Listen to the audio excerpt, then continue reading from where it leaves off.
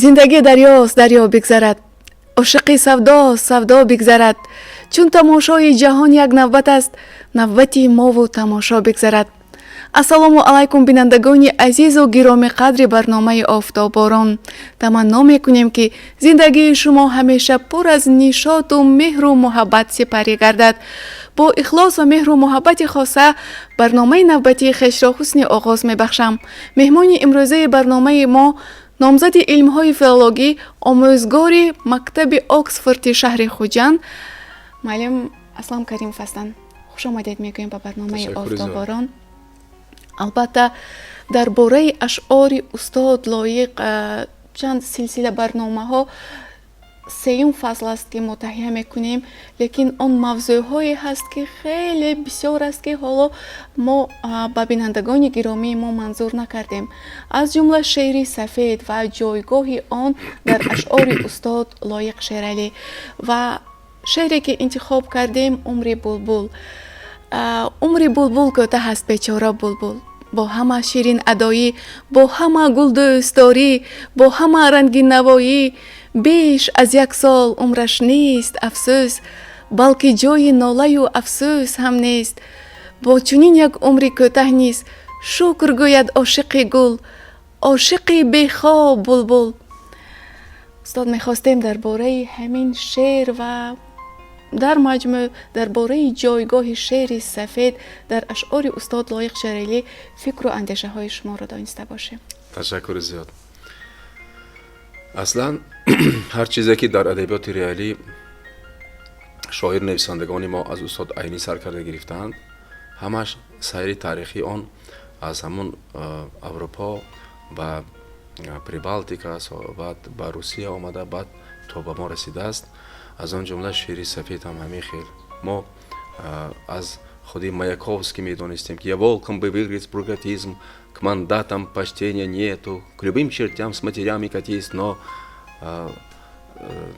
эту гап درباره پرپرن کніژنیця гап درباره چی میره شناسنامه‌اش میره، لیکن همونجا از همون دوره ها سر میشد و ببینید که آهسته آهسته در ادبیات ما، ادبیات تاجیک، در شعرهای شاعران عصر 20 الکی نشانه های این شعرها دیده شد. از آن جمله در شعرهای استاد لایق، من شعر نوشباد و الا شاداب سایل ها، شعر وقت و چندین شعرهای دارند که اینجا بیشتر و همین ژانر شعر سفید نوشته می شود. شعر سفید این هم وزن دارد، جا جا قافیه هم دارد و اینجا شاعر نسبتاً آزاد است و هرچند میگویند که شعر سفید آسانتر است، سبکتر است، نه، وقتی گپ درباره ایجاد شعر می رود، اینجا شاعر توانا در اینجا بیشتر رونق اندیشش را به تفصیل بیان کردن میخواد با جزئیاتش. من در شعر استاد فرزانه هم هست همون شعری همدردی که دارند. بله. روزی نویسنده گفت میدان فاجعه من چیست. ببینید این گویا یک سینتزی نثر و نظم رفته ایستاده باشد. این شعر سفید همین گونه معنی دارد، اما در اینجا ما هیچگاه گفته نمیتونیم که این شاعر شعر سفید می‌نویسد این شاعر کمتر است. نه، برعکس، از جای‌هایی هست که در شعر سفید شما بیان کرده میتوانید تمام فکرتون پر را، جایی هست که در دیگر شعر پر فکرتون را بیان کرده نمیتونید، شرط داده نمیتونید، چرا که قالب وزن و قافیه تنگی میکند. انا میخیل برای همین هم این شعری که استاد لایق عمر بلبل نوشتند، میدونید پیش از آن که هر یک شعر نوشته شود، شاعر به شاعر این یا آن حادثات رخ میدهد یا تبادلات ذهنی خود میشد یا دیگر چیز، یک جا میبیند یک چیز، یک واقعه حادثات یک آن چیز تاثیر معین خود را میرساند. و اما اینجا با اندیشه شخصی من میدونید یک روز شاید این استاد لایق با اندیشه آمدن در کارگاه شاعر خود نشسته که عمر من از 40-50 گذشت، آیا تا به امروز من ارزنده عمر به سر بردم یا نه؟ اگر ارزنده عمر به سر برده باشم، حیات من به کی مانند است یا به چی مانند است؟ بله. و همین طریقه این شعر نیز شعر تمثیلی است. اینجا اصلا توسط پرنده ها طایفه گوناگون مردم را نشان میدهند. اینجا بلبل است. در نقش بلبل اینجا کی را در نظر میگیرد؟ پروتوتیپ این بلبل اینجا انسان هایی هستند که اهل علم و ایجاد هستند. علم و ایجاد، اهل علم و ایجاد. اینجا زاغ هست، زاغی که 150-300 سال عمر میبیند. غلبه این اکه ما، اکه مردم چی دوست میگویند، در عرفیت دوست میگویند. هرچند ما میدونیم که همه پرنده ها رزق روزیش را از زمین مییابد، لیکن اکه از دسترخوان مردم هم چیز میگیرد، از سبد پیسته یا سبدی که اینجا قروت هست دیگر هست، هر چیز میگیرد. برای همین شده مردم اکه را یعنی غلبه را دزد میگویند. لیکن همینجا هم طایفه مردمی هست که با همون چی انمیخل کارهای اکیانه زندگی به سر میبرند. و جایی هست که لاشخور میگن، اونه که از پی فقط همون مردخوری است و اونه بعضی طایفه مردمی که از جهت اخلاقی خیلی خود را پس نشان میتین در جمعیت. و من همین با یک بلبل اینجا زاغ و غلبه اکیو بعد لاشخوره انمیخل در ترازو میگذارد استاد لایق که کی بزرگتر کی بالاتر. خیر شما عمر زیاد دیدید، 150-300 سال عمر دیدید، لیکن حیات شما چی دارد؟ عمری دراز دیدید، با افسونی دیدید یا لاشخوری کردید، پرو همه چیز دارید. یعنی شما عالمی متریالی که رفتید، عالمی مادیات که رفتید، معنویات بالاتر است یا مادیات است؟ بله. همینه در ترازو میگذارد. خیر پیش از آن که مصرع به مصرع اینجا با شرح دیم، من میخواستم این شعر رو به شما قرائت کنم، چون که بسیار برای خودم هم خیلی فارم است. عمری بلبل کوتاه است، بیچاره بلبل، با همه شیرین ادایی، با همه رنگین نوایی، با همه گل دوست داری، با همه فریاد و زاری، بیش از 1 سال عمرش نیست. افسوس، بلکه جای ناله و افسوس هم نیست. بر چنین یک عمر کوتاه نیست شکر گوید عاشق گل، عاشق بیخواب بلبل. زاغ میخندد به عمرش، غلبه میخندد به شکرش، لاشخور از لابلای لاشه ها تلخ میخندد به حالش که این چی روزی و چی عمری، این چی جای منت و شکری. چند شب در حسرت دیدار گل نالیده رفت، صبح خفت و چهره خندان گل نادیده رفت. باز شکر عمر میخواند، باز خود را شاد میداند، یا که عقلش مثل عمرش کوتاه است. بلبل شوریده میخندد، بلکه روحی بلبل شوریده میخندد به روز و روزگار لاشخوار، هم به حالی غلبه دوست، هم به سرگین خاری زاغ سیهکار. گرچه 100 سال کردید عمر تکراری هم است، آنچه من در 4 فصل سال 1 سال حیاتی کوتاه خویش دیدم، شما 100 سال هم بعد سری من. گرچه هم دارید نیروی پریدن، گرچه هم دارید نیروی به مردار رسیدن، مهنت این عمر کوتاهی مرا، لذت این عمر کوتاهی مرا، قیمت این عمر کوتاهی مرا، حکمت این عمر کوتاهی مرا هرگز نمی بینید. چون که من بی شخشق و بی کاخ کاخ خنده گل جستم از باغ به باغ. چون که من با طبع عالی آهوزاری کردم، نه چو کرگس با پر و بال قوی، با عمری افزون لاشخاری کردم. ای شما بیمایگان دیر سال، 4 فصل سال، گرچه 100 سال کردید عمر، می شود تکرار هر سال، می شود هر سال تکرار. عمری کوتاه به از خاری دراز است. شادبختم من که عمرم کوتاه است، شادبختم من که عمرم کوتاه است. بس که من در 4 فصل سال 1 سال حیاتی کوتاه خویش عمر دیدم عاشقانه، هم بیمردم عاشقانه، با سرود و با ترانه. بینید چقدر زیبا هم استاد لایق سرایدن. بینید انکرون، بینید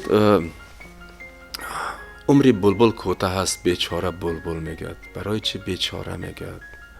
خیلی عمری بلبل اینجا 1 سال نه، البته بیشتر، لیکن در مقایسه با زاغ و آنهایی که عمری دراز میبینند و یگان از اونها نفعی نیست، در همون گذاشته میشد.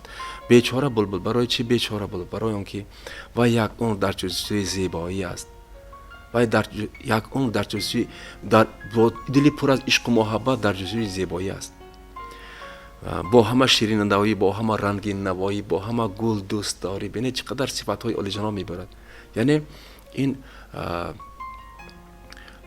با ایجادکار، عالم، اهل هنر گفته می‌استد که تو بیچاره‌ای، لیکن تو بسیار هم انسانی سعادتمندی که در تو شیرینی می‌یابند، در تو دوستداری می‌بینند، در تو کشفیات‌های نابنام می‌یابند. ببین تا چه اندازه تو خوب هستی. جای برای عمر کوتاه جای افسوس هم نیست. چرا؟ چون که مهم آن نیست که آدم چقدر زندگی میکند، مهم آن است که چگونه زندگی میکند. بله. شرط نیست که ما 100 سالی به یگان منفیت زندگی کنیم. شاید 50 سال 60 سالی باشد اما چنان پربرکت باشد، چنان زیبا باشد که وای 100 ساله ها نامش را گذارد، در تاریخ نامش را گذارد. اینجا میگه که زاغ میخندد به عمرش، غلبه میخندد به شکرش. البته آدم هایی که فقط از پی تأمین تنین افسانی هستند و مادیات معنویات قبول نمی کنند، فقط از پی مادیات خود هستند، اونها البته چون در ترازویی که گفتیم، در ترازو اگر مادیات زیادتر شدن گیرد، اهل مادی به معنوی خندیدن میگیرند. چرا؟ چون که کارل مارکس گفته بود که در کپیتال، کتاب بزرگش، пропорциональному увеличению материальных ценностей пропорционально уменьшаются духовные ценности. برای همین چقدر مادیات از زیاد شدن گیرد، معنویات کاسته شدن میگرفته است. اونا برای داشتن مرد باید بزرگ باشد، مرد باید بسیار خواننده باشد. این ترازو که کم شدن گرفت و الکی این چی مصیبت دارد؟ اگر مادیات انسان از اندازه گذشتن گیرد، اینستینکت های حیوانی به خود پیدا میکند. چرا که وای از معنویات دور شدن میگیرد. اگر هر دوش تواند، این آدم ها خیلی انگشتمارند، البته این گونه انسان ها در جمعیت، اما این خیلی شده ماند هم این سبب خوبی نمیشد. چرا که اینستینکت حیوانی پیدا شود، در وای الکی نشانه های وحشانیت دیده میشود. الان اینجا به حال بلبل خندیدن این سه طایفه مردم. اصلا استاد حکیم مشرق زمین شیخ الرئیس ابوعلی سینا گفته بودند که آدمان دو طایفه میشن، یکی میخورند برای زیستن، یکی زندگی میکنن برای خوردن. دائما یکمش باید بود میگفتن. بله. یعنی مقصدی بودن فقط یافته خوردن و خوابیدن نیست. یا خود در این معنی نظامی گنجوی هم گفته بود که به بازی نبردم جهان را بسر، که شغل دیگر بود جز خواب و خور. نخفتم شب شاد بر بستری، که نقشادم ها شب زیدانش داری. یعنی مقصد بودن انسان خواب و خور نیست. چرا که از انسان پایانتر اینجا جانورها هستند که اونها این مقصد را بیشتر به خود دارند. برای همین انسان همچون مخلوقی از هر جهت ارزنده خداوند دیگرگانه آفرید. صاحب تفکر ذهنی خیلی بالا، صاحب آرزو و اندیشه های خیلی دوربینانه آفرید است خداوند. تشکر زیاد. شعری که استاد لایق، شعری سفیدی که استاد لایق سراییدن با شعر شاعران دیگر چه مانندی و چه تفاوت دارد؟ خود اساسگذاری شعر سفید این شاعر ایرانی ثابت می شود. با شاعرانی که مثلا در شعری و ادبیات معاصر شعر سفید آفریدن، میگفتید که چه خیلی مانندی دارد و یا تفاوت؟ بسیار خوب. اصلا چنان گفتیم سیر تاریخی آن با ما از روسیه آمد و بعد تاجیکان استفاده بردن. همچنین باید این را هم در نظر داشت که اون خزینه بزرگ، میراث ادبی بزرگی که ادیبان کلاسیک با ما گذاشتند، از آن شاعران معاصر، یعنی عصر 20، بیشتر عصر 20، اونها خیلی قناعتمندی قبول کردن، از اون میراث بزرگ و بایی که از اونها مان گرفتن. این یک طرف مسئله که شاعر باید توانا باشد خودش پیش. وقتی در این یا آن نوع شعری میگوید، چیزی میگوید، وای نیز پیش از همه پیروی میکند با همون اونهایی که از او پیشتر گفتند. مثلا در ایران هم نفران زیادی هست. اینجا فروغ فرخزاد با این شعر سفید هست، مثلا چقدر آشکارا، اینقدر با یک نفاست و لطافت و زیبایی چقدر شعرهای زیبا میگوید. و استاد من خیال میکنم که اینجا کسی را نسبت به دیگری تفاوت گذاشته نمیشد، چرا که اندیشه شاعرانه وی، اون فلسفه حیات دانی وی از آن هر یک شاعر از یکدیگر فرق دارد. اینجا فقط نوع شعری میگد و این نوع شعری هم هرچند یک خیله هست، اما اینجا ما گفته نمیتونیم که از شاعر ایرانی مثلا استاد لایق بزرگتر بودن یا از آنها اینش بزرگتر بود، گفته نمیتونیم. مهم چیست در شعر؟ مهم این همون معنی اساسیه که داده میتواند، همون تا چه اندازه با استفاده سنت‌های بدی، تا چه اندازه شعرش جان دارد، به خود جان گرفته است، همینش مهمش. برای همین ما تفاوت گذاشته نمیتونیم به فکر من. بله، واقعا شعری که استاد، میراث ادبی که استاد لایق شیرالی به ما و نسل‌های آینده میراث گذاشتن، نه فقط برای قناعتمند گشتن نسل امروزه بلکه 100 ساله‌های دیگر خدمت خواهد کرد. خب درباره نقش آن در تربیت نسل نورست چه اندیشه دارید؟ بسیار خوب. اصلا شعر استاد لایق که با سبک خراسانی، یعنی شعری بسیار ساده بیان است، هرچند فلسفه های چقدر ژرف دارد، حکمت های پرمعنا دارد و برای عموما نسل نه تنها نورست، جوان، در نسل میان سال و کلان سال هم نفع خودش میرساند. ببینید ما از یک شعری که در آوان جوانیشان گفته بودن چقدر معنی ها برداشتیم. همین خیل انسان چقدر در حیات در یک دیگ حیات اگر چقدر جوشیدن گیرد، مکتب حیات او را آب و تاب میدهد و همین پستی و بلندی هایی که زیاد دید در آن غوطه‌ور شده بعد بفهمد که بودن به خاطر چی بوده است. از این خاطر میگن که نسبت به جوان کلان سال اندیشه هاش ملاحظه کارانه است. چرا؟ چون که جوان است. اما استاد لایق در هر شعرشان در همه موضوع های حیات البته سرودن، در هر یکتاش یک قوه بزرگی ایدئولوژی را جای دادن که خواننده از آن منفعت بردارد. اگر خودش خوانده نتواند بگذار از زبان نفر دیگری بشنویده، اما تکانی بخشد در ذهن وی که به حیات باید با دیگر چشم خوب نیکی باید نظر کرد، چون که در این عمر کوتاه انسانی نمیزیبد به فرق بد و نیک نرسیده، یعنی به فرق تمیز باید رسیده، کار باید کرد. تشکر زیاد. نقطه کلمیناسیونی در این شعر چه خیلی نهفته است؟ تشکر.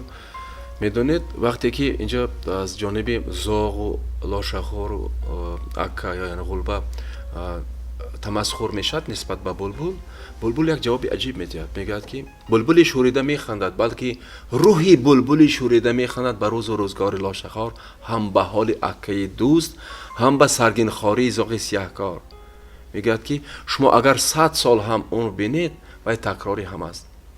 آنچه من در 4 فصل سال میبینم، میگه یعنی من در عمر کوتاه هم، یعنی ایجادکار میبیند، شما این مهنتی من فهمیده نمیتوانید. این لذتی که من از این ایجادکاری هایم میبردارم، اینا شما درک کردن نمیتوانید. میگه شما این قدر این مهنت من برسیده نمیتوانید. شما به قدر مهنتی لذت و حکمت این بودن من و این زندگی من شما رسیده نمیتوانید، چرا که شما معنویات شما تا این درجه نیست. پیشتر هم میگفتن که ادبیات مال مردم نبود، از قدیم مال طایفه مردم بود. اون وقت ها مردم را به خاص عام جدا میکردند، تنها خاصگان از علم و ادب با خبر بودند، دیگران فقط از پی جستجوی رزق و روزی بگودند. این 1000 ساله قدیم است، 100 سال تا همین 100 سال اخیر. و بینید که بلبل همین خیلی میگد و این از دیگر طرف باز همچون عالم، ایجادکار، هنرمند از نام اونها این طایفه مردمی که فقط در اختراعات و پیشرفت جمعیت هستند، از نام اونها میگد که شادبختم من که عمرم کوتاه است، بس که من در 4 فصل سال 1 سال حیات خویش عمر کردم عاشقانه، هم بمردم عاشقانه. یعنی من فدایی کاری خود بودم 1 عمرم.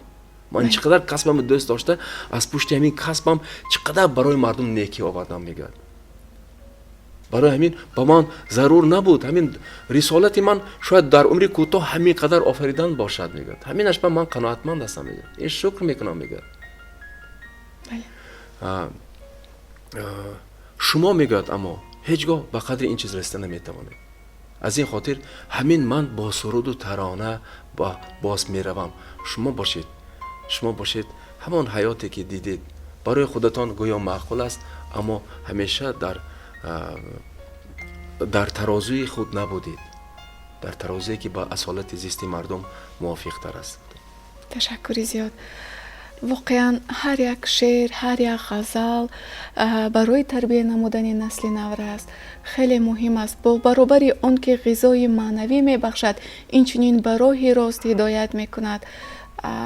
ин шеър низ итминон дорам ки барои ҷавонони мо ба ҳар нафар ғизои маънавӣ бахшид ва ба роҳи рост ҳидоят кард. хуш омадед ба барномаи офтобборон. қудуми шуморо ба ширкати телевизион ва радиои симои мустақили якум хайрамақдам мегӯем. Ташаккур. замину осмон бо ҳам наояд, ба дунё одамӣ беғам наояд, шабе аз гирьяи борон шунидам, ки ҳаргиз дидае бенам наояд. бинандагони азизу гироми қадри барномаи офтобборон, дар ҳамин ҷо фурсати барномаи мо ба охир расид. бо таманнои саодати рӯзгор то ҳафтаи оянда хайру хуш мекунем. хайр азизон.